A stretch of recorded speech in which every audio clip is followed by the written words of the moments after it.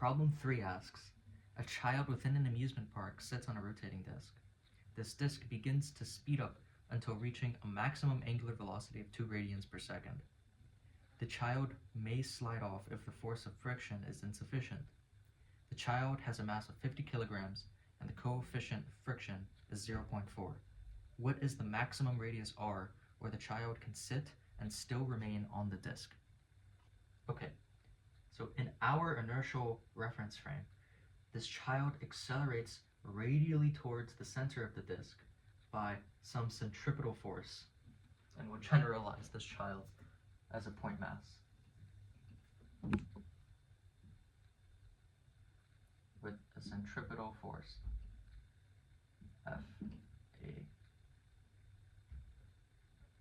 F centripetal.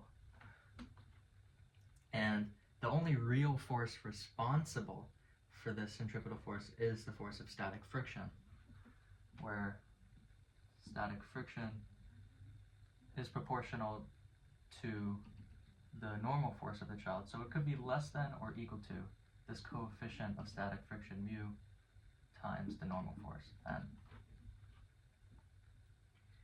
And this centripetal force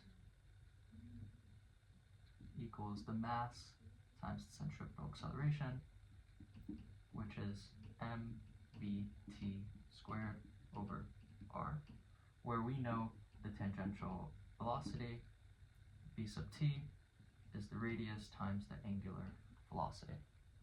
And so we could go ahead and rewrite this centripetal force as m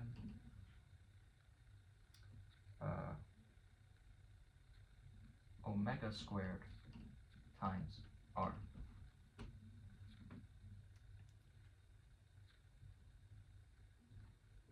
So we know that this tangential velocity is literally proportional to the radius r, and so we see that the centripetal force is proportional to r as well, and the maximum force of static friction would be when F sub s equals mu times n, or that is mu mg.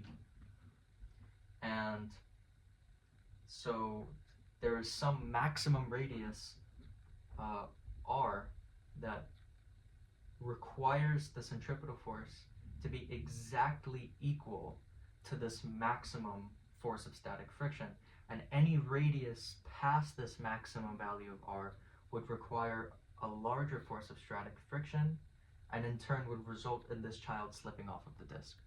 So all we really have to do is equate the centripetal force to the force of static friction, the maximum force of static friction. So let's go ahead and do that. You can say the centripetal force is equal to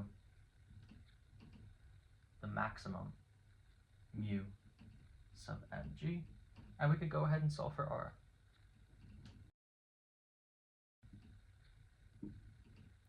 Which we see is equal to mu g divided by omega squared. Plugging in the values,